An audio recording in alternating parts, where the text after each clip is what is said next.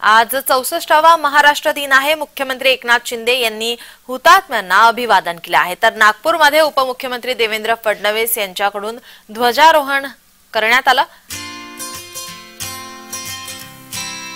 नागपूरमध्ये उपमुख्यमंत्री देवेंद्र फडणवीस यांच्या हस्ते ध्वजारोहण करण्यात आलं। तर मुख्यमंत्री एकनाथ शिंदे यांनी या ठिकाणी हुतात्म्यांना अभिवादन केलंय।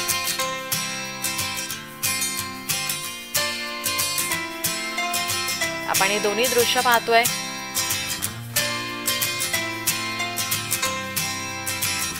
मुख्यमंत्री एकनाथ शिंदे यांच्याकडून हुतात्म्यांना अभिवादन करण्यात आलं। पुण्यामध्ये पोलीस ग्राउंडवर उपमुख्यमंत्री अजित पवार यांच्याकडून ध्वजारोहण करण्यात आलं। विविध पोलीस पथकांकडून मानवंदना या ठिकाणी देण्यात आली। महाराष्ट्र दिन, कामगार दिन 1 मे रोजी साजरा करण्यात येतो।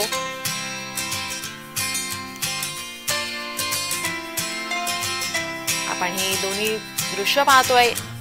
पुण्यामध्ये उपमुख्यमंत्री अजित पवार तर नागपूरमध्ये उपमुख्यमंत्री देवेंद्र फडणवीस यांच्या हस्ते ध्वजारोहण करण्यात आले।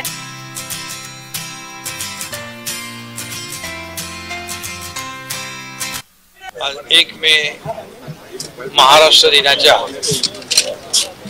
आणि जागतिक कामगार दिनाच्या मी तमाम महाराष्ट्रवासियांना मनापासून शुभेच्छा देतो आणि या हुतात्मा स्मारकाला अभिवादन करतो।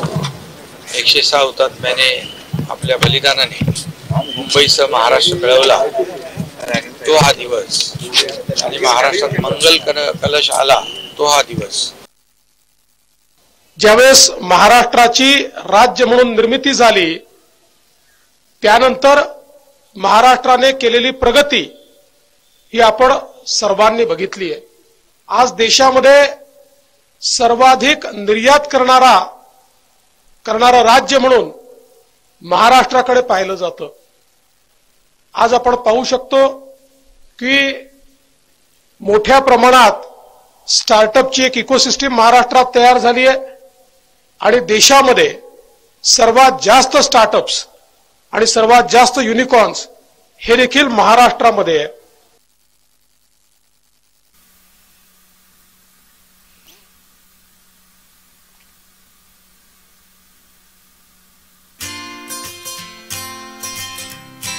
नागपूरमध्ये उपमुख्यमंत्री देवेंद्र फडणवीस यांच्या हस्ते ध्वजारोहण हे करण्यात आलं आहे। महाराष्ट्र दिनाच्या सर्वांना या ठिकाणी शुभेच्छा देण्यात आल्या। मुंबईतील हुतात्मा चौकामध्ये मुख्यमंत्री एकनाथ शिंदे यांनी यावेळी हुतात्म्यांना अभिवादन केलं।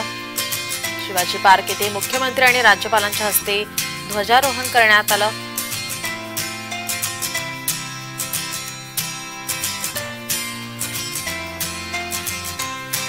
राज्यभरात महाराष्ट्र दिनानिमित्त विविध कार्यक्रमांचं आयोजन करण्यात आलेलं आहे।